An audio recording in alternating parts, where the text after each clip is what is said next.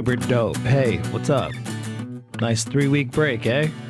Wasn't on purpose, I swear to God. If you can hear it in my voice, I've just been very sick. Also, a lot of other things, like time-wise, I don't really want to get into it and bore you with it. I'm here to talk about some Dragon Ball stuff, surprisingly. So, chapter spoilers for chapter 78 just dropped a little earlier today. Full detailed summary. I'm not going to go into it and break everything down, but I will be talking about some of the broad strokes. I'll break it down in full detail when the chapter drops with GB next week. So I am going to be talking about the spoilers here. If you don't want to hear them, I don't know, man, fucking fast forward or something. Who knows? I'm also going to talk about the new Dragon Ball game that was announced today. And, you know, just some other shit that I've had going on the last few weeks toward the end. So that way, I don't know, I can fucking talk to you. Is that cool? I just want to talk to you. Is that all right? God damn. All right. So chapter 78 spoilers. Three or four big things I want to talk about briefly. I think most of these things I predicted last month. I had a few people reach out and be like, oh man, Wish is whack. You called it though. It's like, yeah, I did. If you didn't listen, there's a link in the show notes to an episode I did with Ray Sean on his podcast a couple weeks back where it's a pretty fun episode. I get a little carried away because I was very sick and all hopped up on cough medicine and angry and shit. So if you want to hear me freak out and like have to take really long breaths in between my sentences because I was dying, go check that out. Links are in the show notes. But some things in these spoilers, specifically the wish that is seemingly made in this chapter, I did call, and it's a very simple wish. Make Gas the strongest in the universe, and now he supersedes Granolah in terms of that pecking order. Pretty obvious in my eyes. Saw some people suggest some other wild shit. Some gone so far as to suggest, like, they're gonna wish back Bardock so that way Gas can get, like, proper revenge or whatever. Whew, man. Why would he do that? Anyway, I did fully expect this month to be Bardock Flashback Part 2. I will say that, and it seems that's not what it's going to be. We're going to get a very action-packed chapter with Gas versus Granolah and Goku. The summary, I'm not going to read the full summary because honestly, like, it's soulless and long. It's super long. And I'm not really interested in breaking that down until I have visuals to go with it, you know? But in the chapter, it seems like the wish is made off screen. Like, they realize that the dragon has been summoned, and then suddenly, like, the dark clouds clear up, and Gas and Maki show up, and Gas is a big boy now. Not Lil Gas. Dragon Ball exclusives, man. Stop doing shit like that.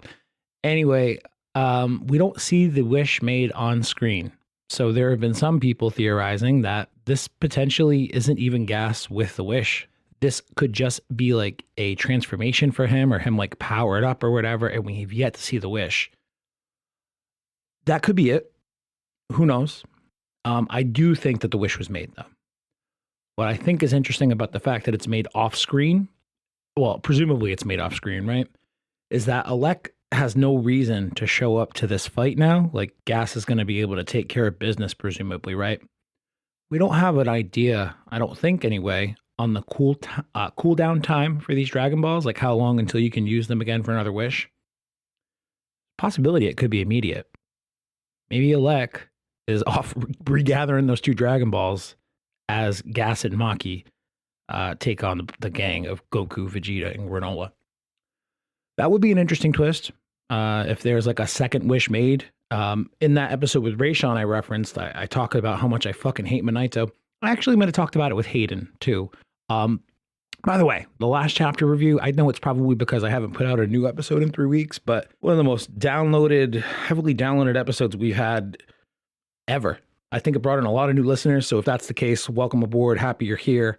I think it's also funny that my Vic episodes continue to be the most highly downloaded month after month after month for like the last 2.5 years. That's very funny to me. If I pissed you off with the Vic stuff, it's cool. We can be friends anyway. Water under the bridge now, right? Anyway, we'll see what happens if a second wish is made, if the first wish was in fact ever made. I think the design of this bigger gas is pretty cool. I mean, he looks like he's a fucking giant. The one shot I saw of him, like he's kind of like up in the front, like several feet in front of Oil and Maki. So like Oil, I believe, is already like a pretty big guy. He looks huge in comparison to him, but he's also several feet in the foreground in comparison. So be interested to see how big he actually is. He seems like he's got some really cool powers, reminiscent of Hearts. That's his name, from Super Dragon Ball Hero.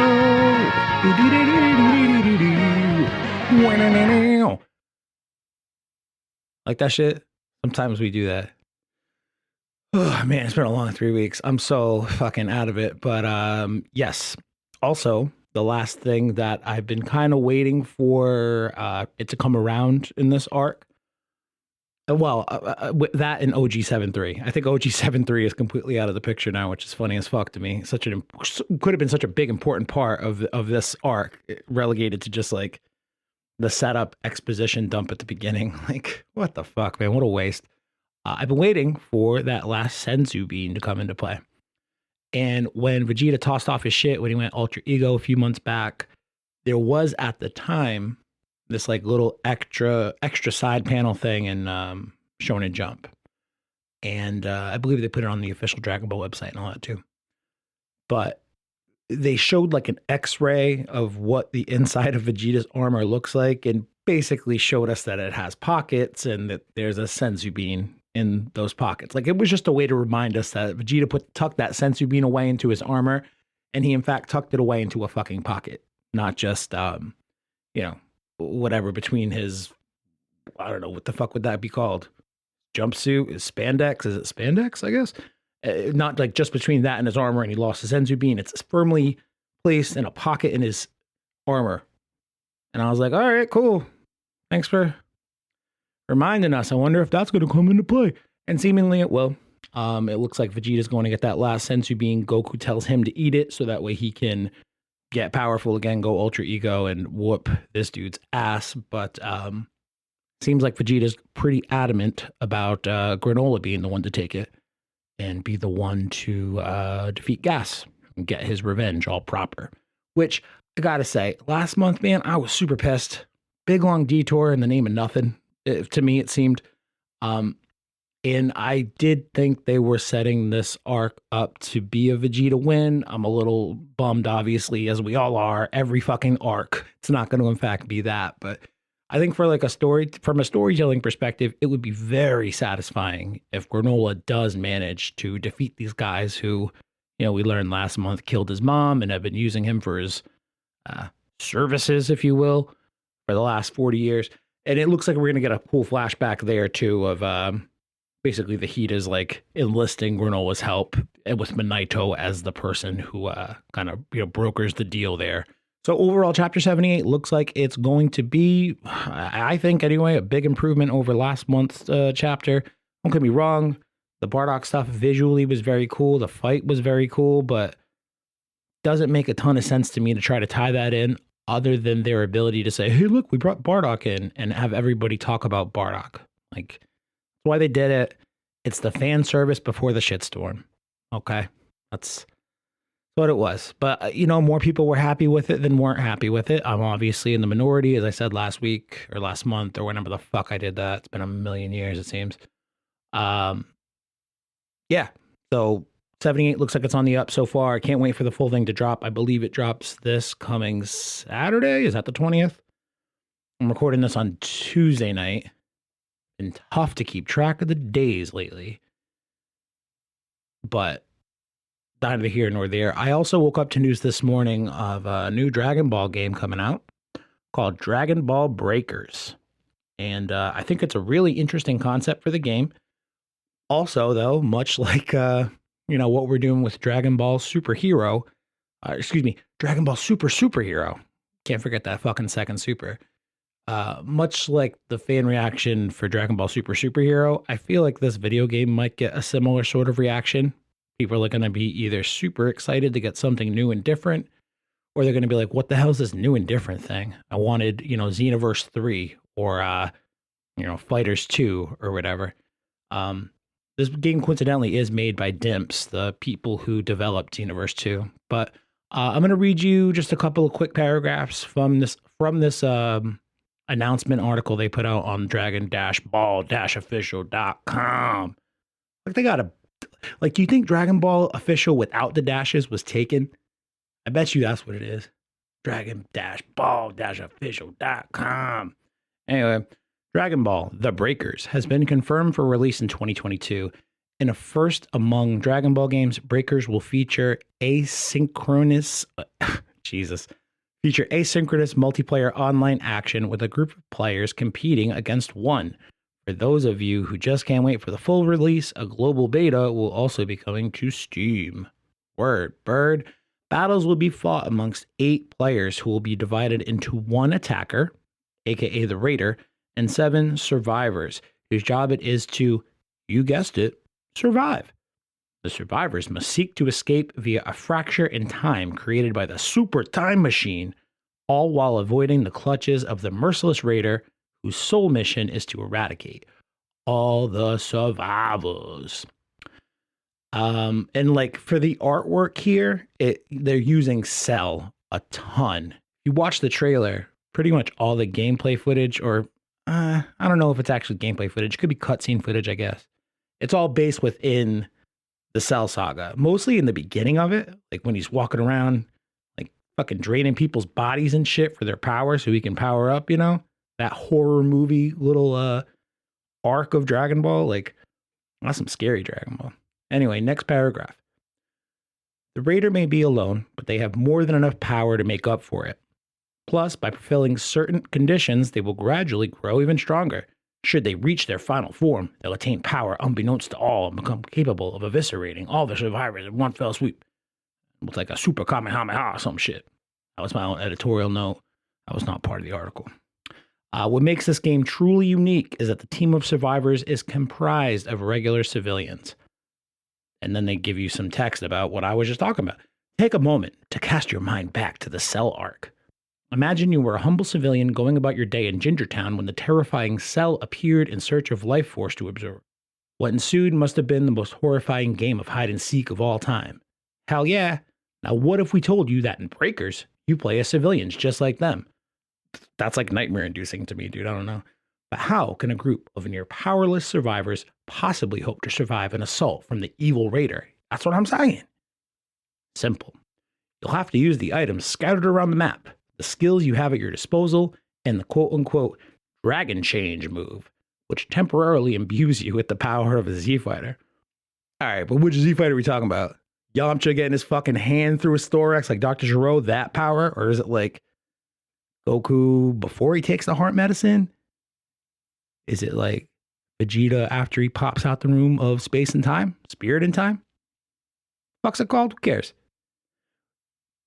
By using those 3 tools, choosing when it's best to run and when it's best to stand and fight, and by activating the Super Time Machine without a moment's delay, you might just make it out alive. So, it looks like a fun, different kind of Dragon Ball game, which I'm all about that. I'll definitely download it, buy it, whatever. Just as I do pretty much every Dragon Ball game that comes out, because I don't know if you guys know this about me, but Dragon Ball is something that I really like.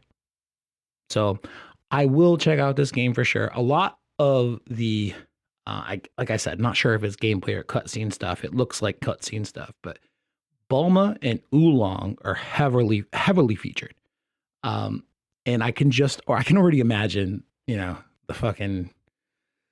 the boys out there being like, I don't want to play as a stupid girl or a pig-headed little dummy with a bazooka. I'm not going to be able to use a bazooka to kill Cell. I'm a pig and shit like that. Already imagine it happening. I just think it'll be cool to break up the monotony. Although Xenoverse 2 and Fighters are 2 very different games. Like, it's cool to have fighters in there, no matter how I feel about the community. It's cool to have like a proper fighting game versus Xenoverse's kind of open world, build a character, complete missions kind of format. But this asynchronous. Why the fuck can I say that word? The word or the term I keep seeing it tossed around with this game is asymmetrical multiplayer. I can't give you any examples really of an asymmetrical multiplayer that I've played, but I do know that the most recent Friday the 13th game, which I think was universally panned, I don't know if I'm making that up. I feel like it's a similar thing to that, where like one of you plays as Jason and you want to kill everybody, and then the other 7 people in your game are trying to not get killed and hopefully kill you. Same kind of idea here, I guess. It'll be cool. I'll check it out for sure.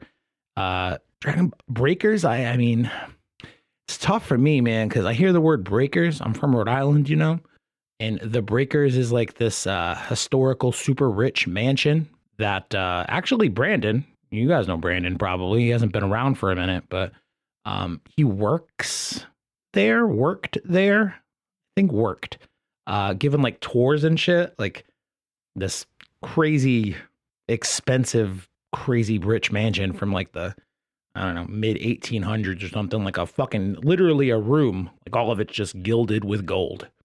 That kind of rich person shit.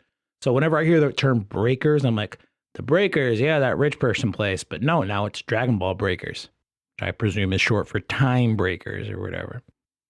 Anyway, new video games are cool. Want to know what new video game I played? I've been playing the Halo Infinite beta since it dropped yesterday. Just the multiplayer campaign, I think, is coming out in like 2 or 3 weeks. I never play the campaigns on Halo games, though. All about that multiplayer shit. And so far, it's been a pretty polarizing game. Like, I'm in one pretty active Halo group, and people either absolutely love it or absolutely hate it. But I think people mostly hate it because it's brand new, and they're still very much, playing Halo 5. Like, we played Halo 5 for 6 goddamn years, And I think Halo 5 is one of the better multiplayers out there in terms of Halo. Like, probably the best Halo multiplayer in my memory since Halo 2. But also, like, so long ago, I'm sure nostalgia is kind of clouding my judgment there.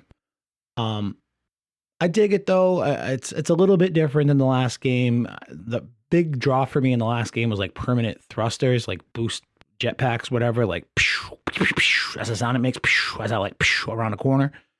Those are gone mostly. Like, you can pick it up as, like, a piece of equipment throughout the map now, and a lot of people equate some of the new mechanics of the game to something like Apex or Call of Duty or something like that. And I'm somebody who's played those games a handful of times each. Like, I don't know them very well, but I can see what they mean there. I just think it's kind of an adjustment thing now for us hardcore Halo kids who are going to play it regardless. The one thing, and it's still in beta, so it's tough to say if this will be a permanent thing. I cannot imagine that it will. Is any ranked matches we're playing right now, it's like 4 out of 5 of them are either capture the flag or oddball or territories or whatever. And I just want to fucking kill people like Slayer style in a video game.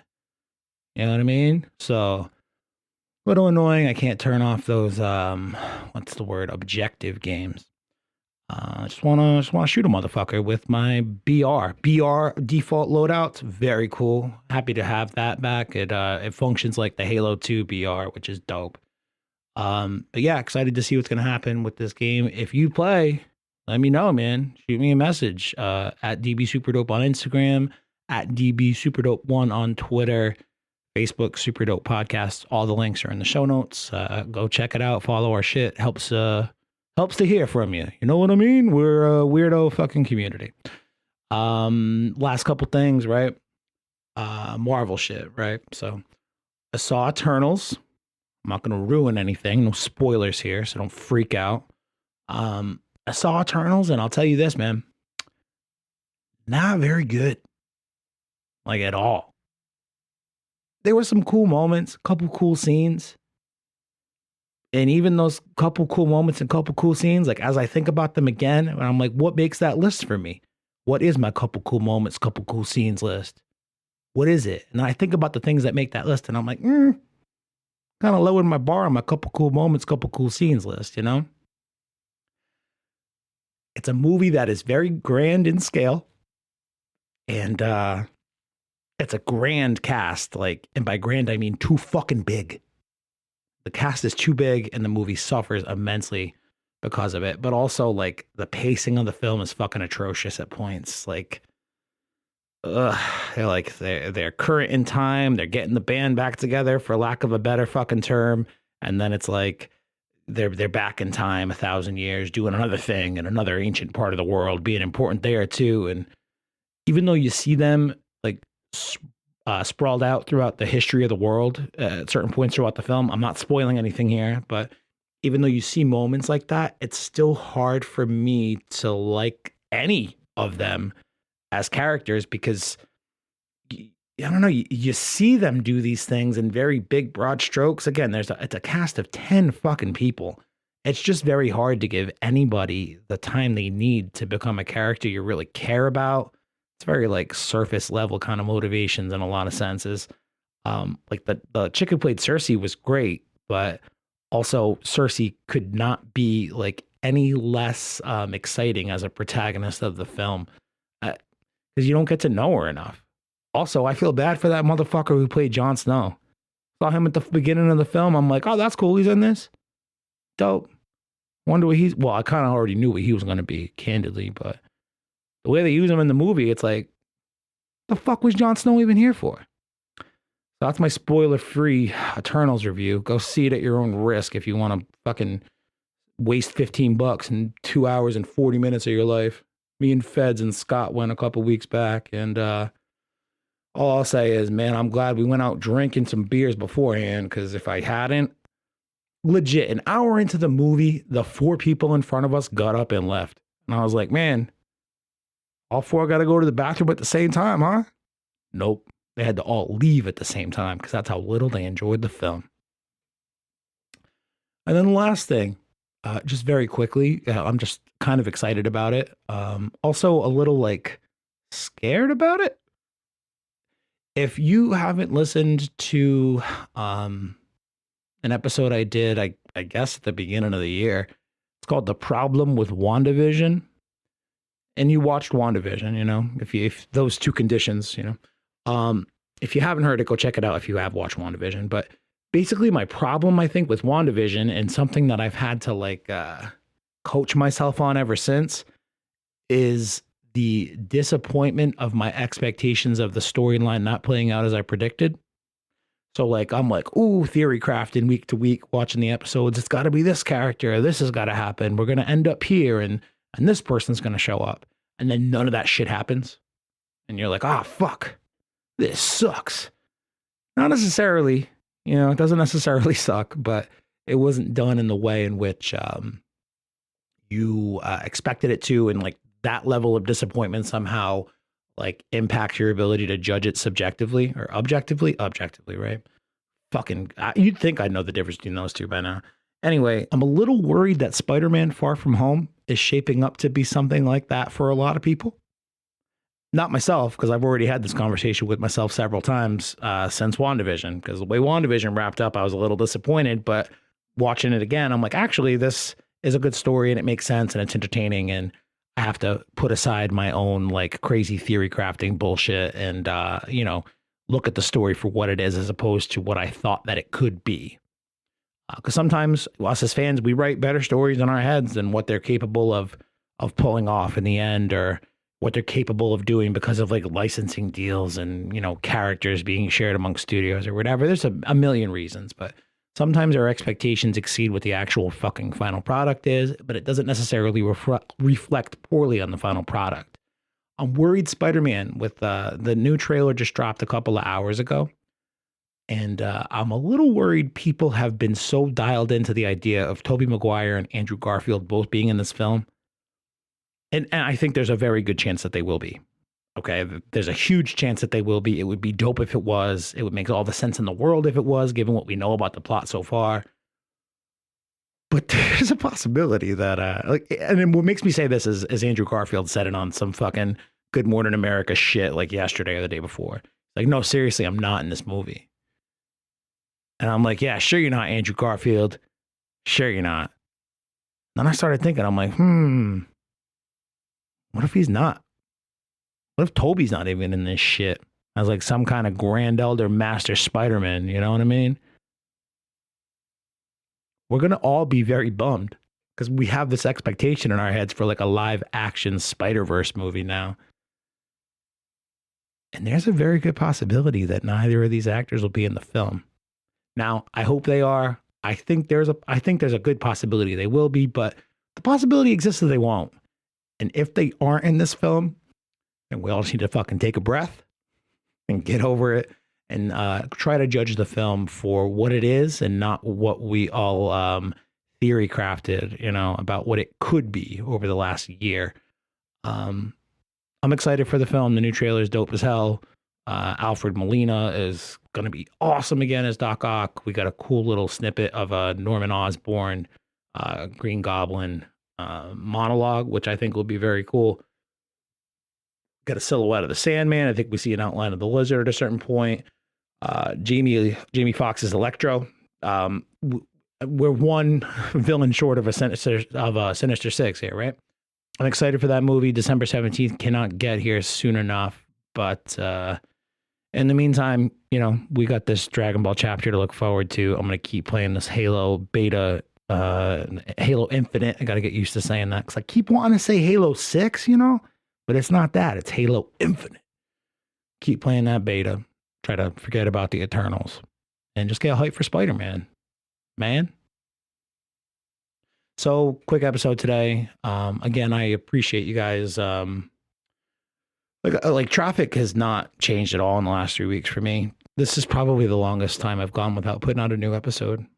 Maybe there was a month stretch a couple of years back where I was like real depressed, but I'm happy to say the last 3 weeks wasn't because of like depression or anything. I mean, some things have happened, but kind of like me having to deal with other people's situations as opposed to my own health situations. But also that cold, man. I had a terrible sinus infection, just absolutely kicked the shit out of me. Still don't feel right. You can probably hear it in my voice. But yeah, I think we're back to regularly scheduled programming for at least the next month or so. We'll see what happens around Christmas, New Year's. I don't know if we'll do a New Year's show proper this year. Usually we do something, I think. I don't think we did anything last year, did we? I don't know, man. COVID 2020 year. It's just such a fucking weird year. Changed this whole fucking show, that's for sure. We'll see what we're doing for New Year's, but I do want to get listener surveys out. We haven't done those in a couple of years, so be on the lookout for those. I'll probably send them to, if you're on the mailing list, there is a mailing list that I have. It's not a big mailing list because I do a terrible job maintaining shit like that. But, send it out to the mailing list, send it to you guys, links on Instagram, Twitter, or whatever. And I'm sure I'll plug it here on the podcast. But yeah, listener feedback surveys are cool because I get to know what you guys like about the show, what you'd like us to do, how you found us, like all that podcast demographic data I'm interested in collecting anyway. Yeah, I'm also working on pitching a new podcast. I can't say a ton about it because it's one of those things where it's like, yeah, you're pitching somebody who you have no business being in the same room with. But I have a really good idea on how we could do it. It's a cast member of a television show that I am a big fan of, and I've been in at least initial contact with him and his management. So the guys in the Discord know. If you're not in the Discord, you don't know. There's links in the show notes if you want to go join that community. It's just basically just a big group chat with a handful of us just talking about video games and Dragon Ball and whatever the hell else. But those guys know. But yeah, that's also been taking up a lot of my time the last couple weeks, trying to put my best foot forward on that project. So I don't know, just like keep your fingers crossed for me, I guess. The idea that this guy is even aware of the show that I'm trying to pitch him is a big deal to me, but having to go through the proper channels of like a Beverly fucking Hills Hollywood manager type is a little daunting. They got better people to talk to than me, I'm sure. But also, like, I think I got a good show on our hands here, and we could make some money with it, maybe. So let's do it. You know what I'm saying? So just like keep your fingers crossed for me. Say a prayer, or the fuck y'all do. And yeah, I guess that's going to do it for Super Dope this week. Appreciate you guys. Apple Podcasts, Stitcher, Spotify, rate, review the show. That shit helps us out. Us means me. Good reviews are good, man. You know why? Because it's social proof. It's good stuff. People see that you cared enough to say a nice thing. And they're like, man, maybe this show don't suck. Maybe I'll check it out. It actually reminds me, we got a review that I've yet to read on the show for you. So let me do that. This one is from Boston Andres 123. So I assume he's from Boston, which is like, 45 minutes north of me. And his first name, Andres, seems very similar to my last name. 5 stars. Awesome. I found this podcast a couple weeks back, and I look forward to every episode. These guys have their DB facts straight. Keep at it, guys. That's what's up. I appreciate you, man. That's a very nice review to get, mainly because we don't get them frequently enough. We don't get them enough. You want to leave us a review, links are in the show notes, and I will talk to you guys next week to break down the full chapter 78 with GB. Maybe we got Ray Sean or somebody else. I don't know, man. We'll figure it out. But 3 weeks while making a podcast felt real weird. That's probably why I blew up on Ray Sean's podcast, yelling at people and shit. Yelling at him. Not like at him, but like, in his ears and shit. Go check it out, dude. Links in the show notes. I'm all hopped up on cough medicine. Shit's fun. Hopped up on all that cough medicine.